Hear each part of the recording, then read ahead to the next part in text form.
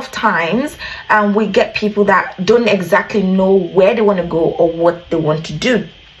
So you kind of jump from places to places and you just go with the flow, and that's absolutely fine for a particular stage in your life. But as you go, then that is not okay. So for instance, I'll give an example.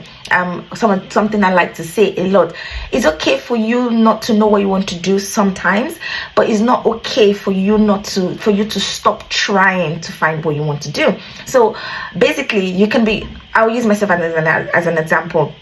I think up until I was like 22, I didn't really know what I wanted to do. You know, there are some people that as soon as they give birth to them, they know exactly what they want to do. I.e. my husband. My husband knew exactly what he wanted to do right from when he was like in secondary school. But me, I was the other opposite end. You know, when we got talking at the end of the day, and I didn't know what I wanted to do. I just moved from places to places. I went to art class because when I was in secondary school, like, oh, you know, you talk a lot, you will be a good lawyer, go to art class. Nobody actually even asked me what I wanted to do, and if they asked me, I wouldn't even know what I wanted to do. So I found myself in art class, you know, rolled with it, and then went to uni. My JAMB form, I didn't feel it. My mom filled my JAMB form for me, believe you me. And at the time, I wanted to go to a state school, a federal school, and they're like, oh no, you cannot go. I wanted to read law because everyone just said you will be a good lawyer, but I didn't go to a federal school. I had to go to a private school, and obviously there was no law in a private uni at the time. So I went to Redeemers University and I read English language,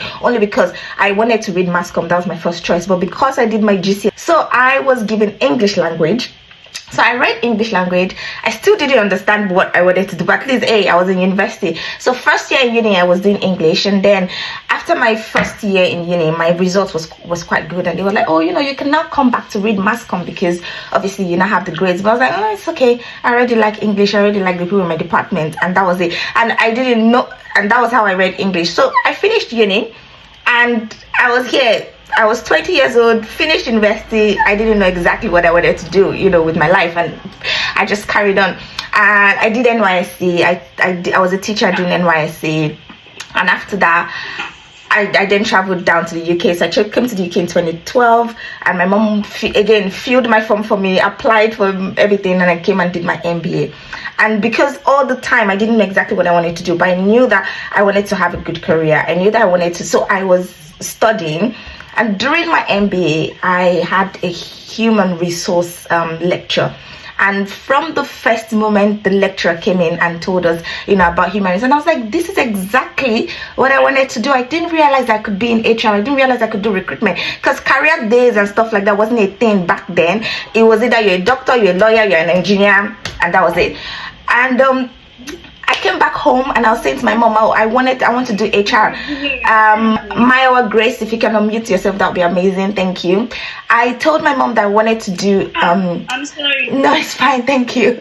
I told my mom that I wanted to do human resource, and she was like, okay. But I was already doing my MBA. And I was working as a babysitter. I was making hair, you know, I was doing a lot of things to save money. And I said to her, I wanted to do a course in HR. So I saved up the money. It was about £1,000 at the time, I think. I saved up about £400 or £500. And I was like, you know, I've saved up this money, you know, help me with the rest. And she was really shocked, because all through life up until that point, I went with the flow. This was the first time I really wanted to do something, and because they thought, oh, you know, go with the flow as normal, but at that point they could see my determination. So that's how I did my CIPD. It was a certificate course. Again, that's one of the things we're talking about, honest question. I saw that I needed to do this course. I wanted to do HR. I researched, I realized I needed to do the certification. So that's where we're talking about, how are you gonna get there? I realized that for me to be where I am today, I needed to do that course. I saved up for as much as possible. I did, you know, those things. I was babysitting. I was walking rather than, you know, taking the bus, rather than eating. Sometimes I'll skip meals, and just because I needed to save up that money to be able to do what I needed to do at that time to take me to where I wanted to go. Because remember, when we're talking about, I was first and foremost, I was open and honest with myself. I realized that, okay, now I know what I want to do. Before I didn't know what I want to do. Now I know what I want to do. How do I get to where I wanted to? All up until that point, all the things I had could not necessarily get me where I wanted to go to. So I had to do that certification. What is the market saying about the course I wanted to do? What is the market like? So I went and researched, because it was human resources. I researched, what does a human resource person do?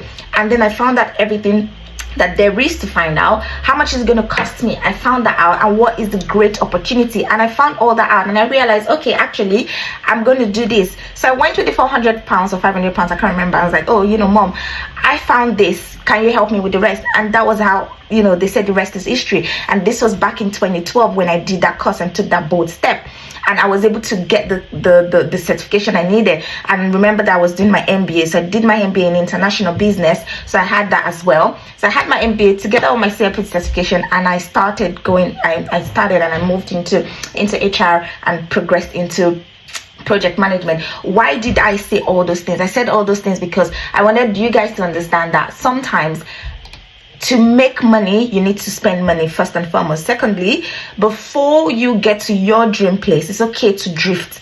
It's okay not to have it all figured out. But what is not okay is not okay for you to stop trying to figure it out. So ask yourself all this question.